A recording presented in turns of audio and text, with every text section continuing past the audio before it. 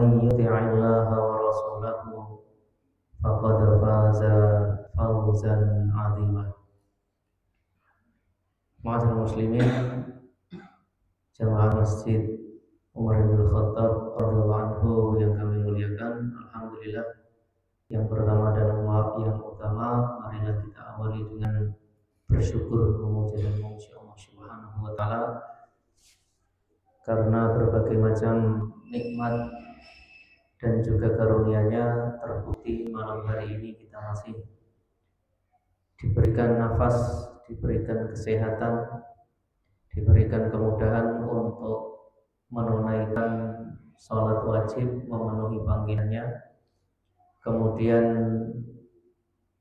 hadir di salah satu rumah dari rumah-rumahnya, yaitu di masjid yang insya Allah semoga ini termasuk tanda kita diinginkan kebaikan dan juga dicintai oleh Allah Subhanahu wa taala. Allahumma amin. Salawat dan salam tidak lupa kita aturkan kepada junjungan kita sallallahu kita Nabi Agung Nabi besar Muhammad sallallahu alaihi wasallam. Dan inilah perintah Allah Subhanahu wa taala.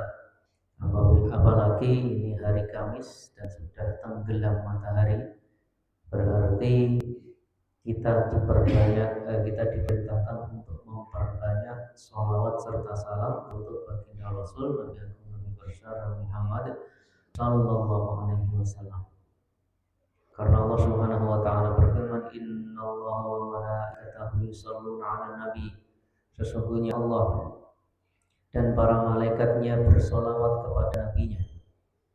Ya ayyuhalladzina amanu shallu 'alaihi wa sallimu taslima. Wahai orang yang beriman, bersolawatlah kalian kepada nabi dan juga ucapkanlah salam. Di ini kita melaksanakan perintah Allah, yaitu bersolawat. Maka mari kita hitung sebanyak-banyaknya di hari Jumat. Semoga kita termasuk sabda beliau, siapa yang paling banyak sholawatnya maka yang paling dekat kedudukannya denganku, kata beliau. Ma'asyiral muslimin rahimani wa rahimakumullah.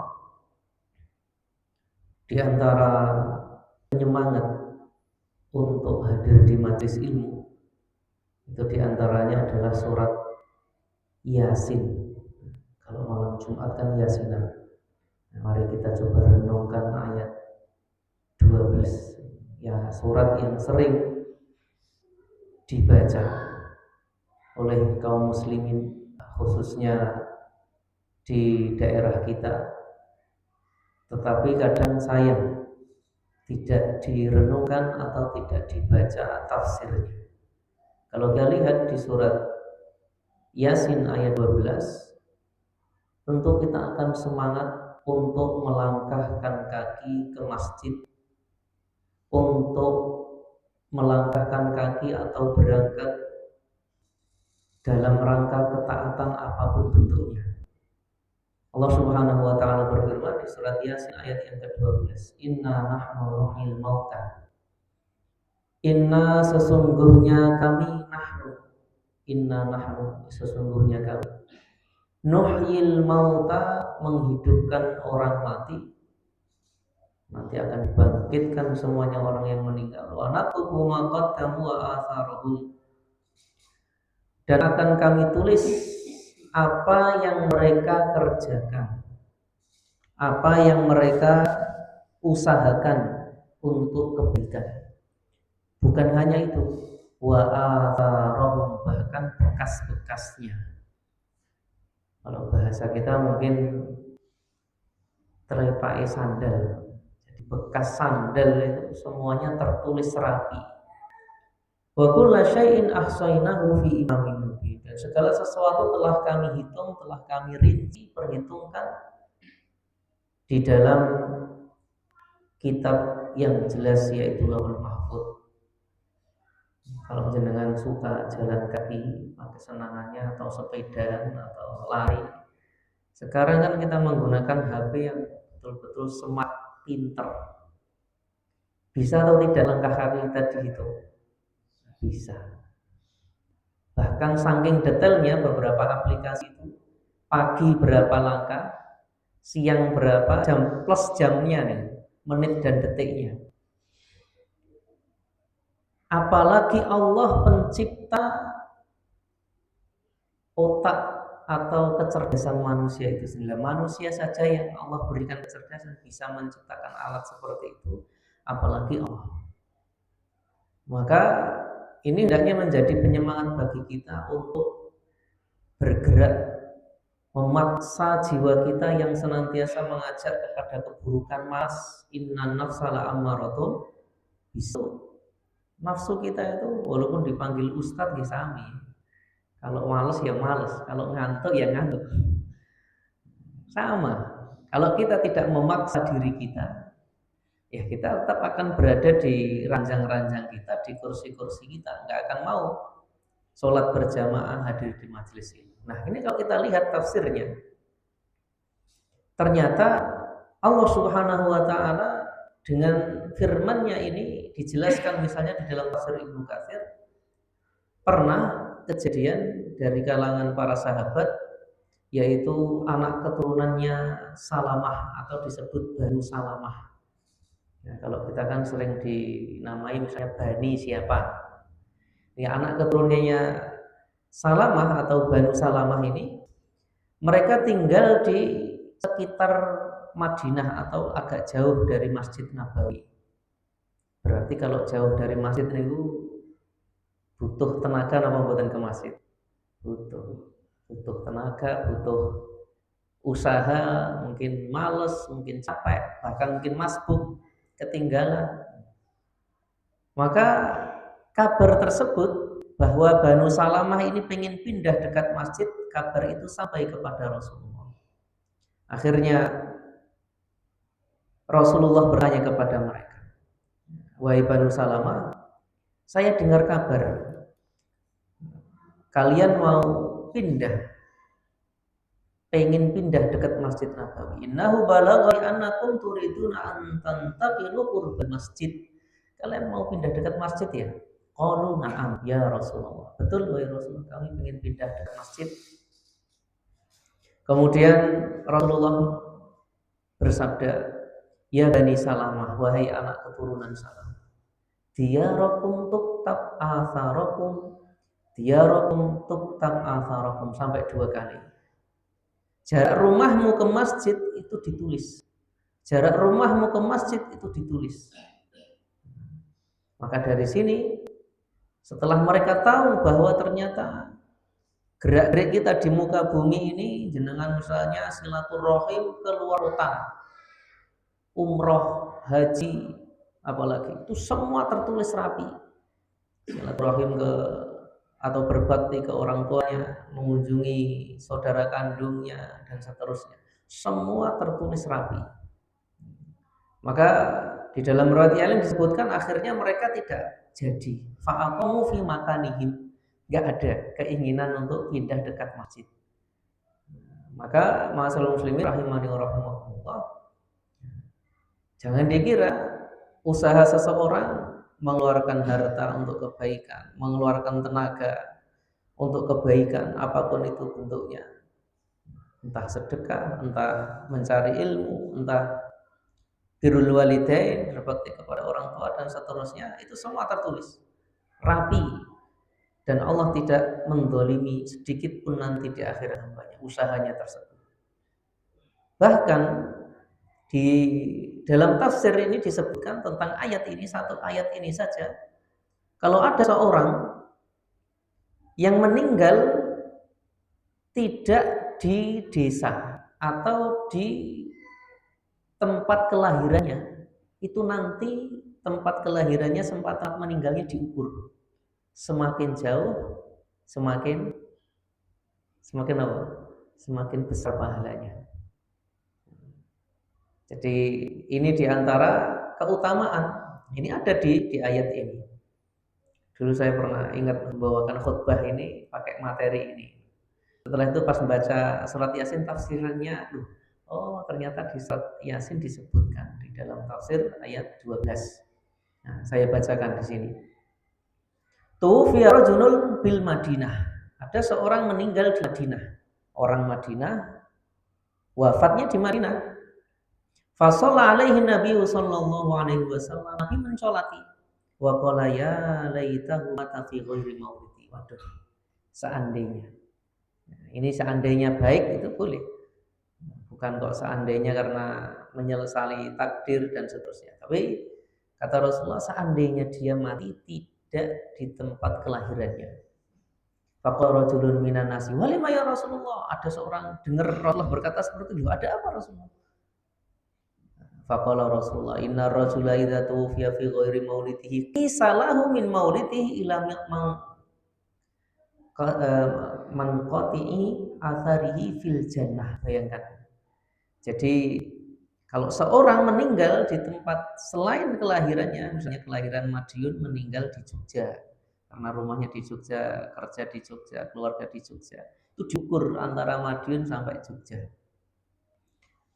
Jadi di surga nanti seperti itu. Jadi kisah diukur.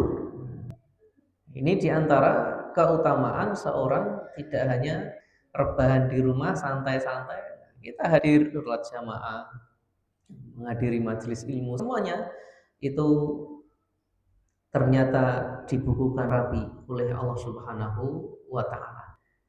Maka ma'asyiral muslimin rahimani wa rahimakumullah, kita sekarang betul-betul diberikan bukti di depan kita. Kalau zaman dulu mungkin bayangkan nulis langkah kaki itu enggak masuk akal. Nah, sekarang kita ini loh bawa HP, langkahnya berapa, jam berapa, mulai jenengan WA itu coba lihat itu. Ada harinya, ada bulannya, tahunnya, bahkan ada menit detiknya, dikirim jam berapa, bahkan sudah dijadikan apa? Bukti, barang bukti, screenshot lah inilah. Oh, sudah janji ini jam sekian bulan ini. Ini betul-betul mudah bagi Allah Subhanahu wa taala untuk membuktikan nanti di akhirat kepada manusia bahwa semua telah tertulis rapi. Nah, itu sebagai penyemangat kita untuk hadir di majelis ilmu. Kemudian kita lanjutkan pembahasan tentang takdir, yang mana pada pertemuan sebelumnya telah kita selesaikan bahwa takdir itu ada beberapa tingkatan dan tidak akan sempurna kecuali dengan 4. Kita harus yakin bahwa Allah Subhanahu wa taala telah mengilmui semuanya, mulai ditulis takdir sampai berakhirnya. Jadi bukan hanya apa yang terjadi besok, tapi sampai nanti kejadian manusia. Kemudian yang kedua, kita harus yakin semuanya sudah tertulis di Lauhil Mahfuz yang terjaga. Kemudian yang ketiga, kita harus yakin bahwa takdir atau ketetapan kisah hidup atau kisah apapun di dunia ini, tentang jatuhnya daun, tentang matinya hewan, tentang bencana, tentang ini dan itu semuanya adalah di bawah kehendak Allah Subhanahu wa taala. Tidak ada yang luput. Dan yang terakhir, bahwa semuanya adalah ciptaan Allah. Tidak ada yang luput. Ini keimanan kita tidak akan sempurna tanpa itu. Adapun cara mengetahui takdir kemarin pada pertemuan sebelumnya, masih ingat, diketahui dengan berapa cara? Dengan 2. Yang pertama, kalau sudah terjadi, nah jelas tahu. Ini enaknya kita ngaji, jadi nggak akan gumunan. Kalau ada dukun, peramal atau siapapun tahu masa lalu kita, ya itu biasa. Karena semua orang tahu bahwa sesuatu yang terjadi itu ya, kalau jinnya mengetahui ya dia bisa bocorkan tentang masa lalu seseorang, tentang kejadian di mana tahun berapa. Ada orang kesurupan atau disengaja dibuat kesurupan, ditanya jinnya, nyeritakan sejarah Indonesia. Wah, sampai 1 jam dia iya yang diceritain, seakan-akan takjub. Nah, sesuatu yang terjadi itu tidak perlu takjub. Yang menakjubkan itu adalah yang akan terjadi, dan itu sudah dinaskan tidak akan ada yang tahu kecuali Allah. Surat apa kemarin? Ada yang ingat? Surat Luqman. Ayat terakhir. Sudah disebutkan tuh. Berapa ilmu pintu gaib itu ada berapa? 5. Nah, iya kan? Sudah kita bahas tadi. Hari kiamat. Terus masa belum? Oh, belum ya? Nah, ini perlu jenengan ingat-ingat. Jadi mafatihul ghaib, pintu gaib itu ada 5. Di surat Luqman ayat terakhir. Gampangnya pokoknya jenengan ingat kisah Luqman. Nah, itu di situ disebutkan ada 5 pintu gaib. Kita bacakan ayatnya. Jadi di situ disebutkan mafatihul ghaib.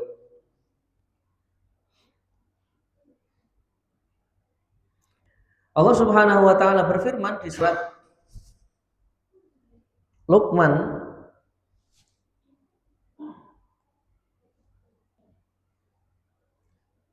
kalau ini sebelumnya dengan saya simak ayat surat Al-An'am dulu ayat 59 sebelum ke tadi.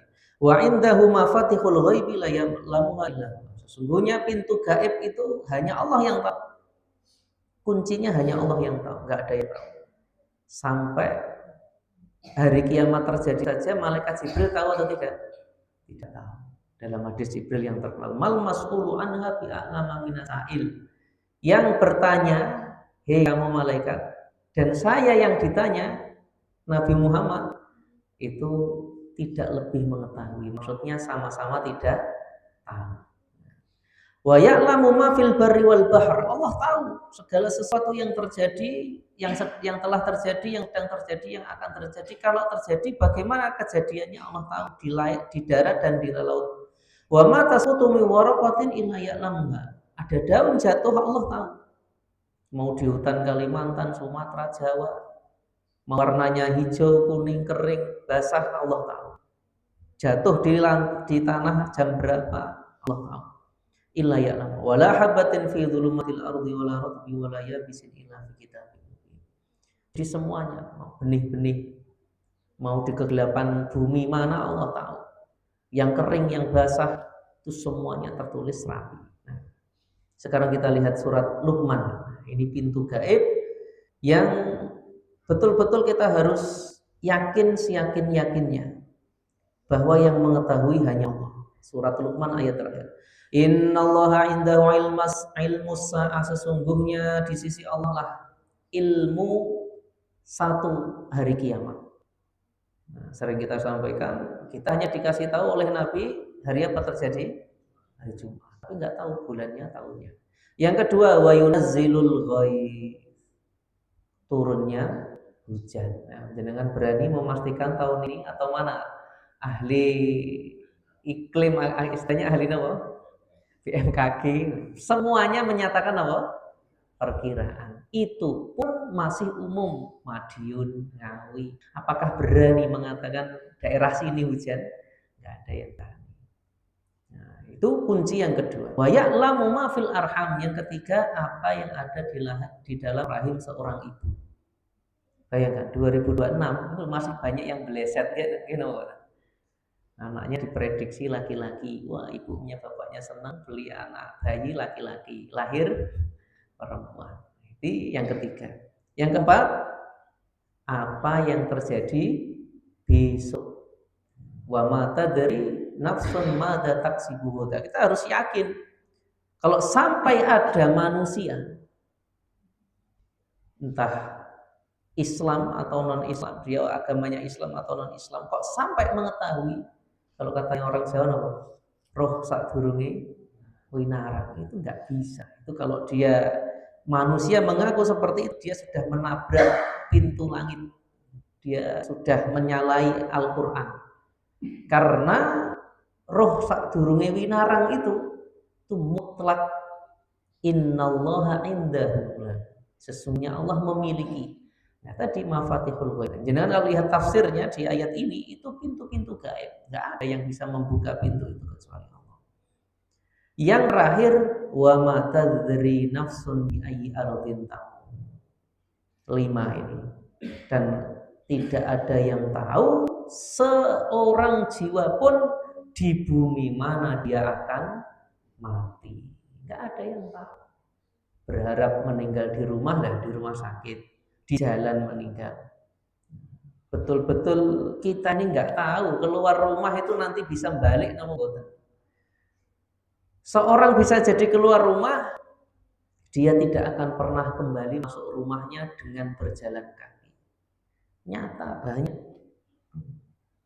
yang kita ceritakan dulu. Jadi yang sakit itu ini adik, yang sakit itu adik apa istrinya sama anaknya. Opname di rumah sakit lah, yang meninggal malah yang laki-lakinya di rumah. Bayangkan ini nggak ada kita yang bisa memprediksi sih, nggak bisa. Nanti saya mati di mana, umur berapa, kapan, dan tidak bisa dimajukan walaupun sedetik, dan juga tidak bisa ditunda, diajukan nggak bisa, ditunda nggak bisa. Jadi betul-betul sudah tepat takdir itu. Makanya hal gaib itu hanya bisa diketahui dengan dua cara. Satu tadi apa? Kalau sudah terjadi, yang kedua apa? Masih ingat? Diberitahu oleh wahyu dari Allah Subhanahu, baik dari Al-Quran maupun hadis Nabi. Kalau Nabi sudah mengabarkan nanti bahwa hari kiamat terjadi hari Jumat, wajib kita yakin. Yang nggak yakin ini bahaya, ini keimanan. Syahadat Muhammad Rasulullahnya dipertanyakan. Akan turun Nabi Isa. Iya toh. Ada hadisnya sahih dikasih. Nah, bahkan pernah terjadi di sini disebutkan contoh ketika masih kecil cucunya Hasan dan Husain, disebutkan bahwa Hasan itu ketika Rasul di atas mimbar, Hasan ini di sampingnya. Kadang lihat jamaah Rasulullah, kadang lihat cucunya Hasan, kemudian mengatakan, "Ibni hadza," jadi Rasulullah bilang, "anak langku ini," maksudnya cucunya si Hasan ini, berarti putranya sinten? Ali sama Fatimah. Putraku ini, anak lanangku, putu lanangku ini, wala Allahu an yusliha bihi baina fi'ataini minal muslimin. Rawahul Bukhari. Anak saya ini, cucu laki-laki saya ini mudah-mudahan. Tadi Nabi saja masih mengatakan memakai kalimat la'allah. Bisa jadi semoga akan menyatukan, memperbaiki dua kubu dari kaum muslimin yang bertikai hebat. Ini masih kecil, ini masih anak-anak, mungkin belum TK, mungkin berarti kalau bahasa kita sekarang. Terjadi atau tidak? Terjadi. Ketika debat atau hampir peperangan terus terjadi antara Muawiyah dengan Ali ketika meninggal, harusnya yang jadi khalifah diantaranya adalah Hasan. Tapi Hasan dia tidak mau menerima dan menyerahkan kepada Muawiyah. Dan di tahun itu sampai disebut, diabadikan dalam sirah, jenengan bisa buktikan, tulis saja di Google. Apa itu amul jamaah? Am itu tahun, jamaah itu bersatu. Jadi tahun bersatunya umat Islam yang pernah hampir perang. Nah, itu yang mendamaikan adalah Hasan dan terbukti ucapan Rasulullah. Jadi kabar masa depan Hasan itu sudah diberitahu oleh Rasulullah dan terjadi. Itu contoh bahwa takdir itu bisa diketahui dengan dua hal. Hanya dua hal, nggak ada yang ketiga.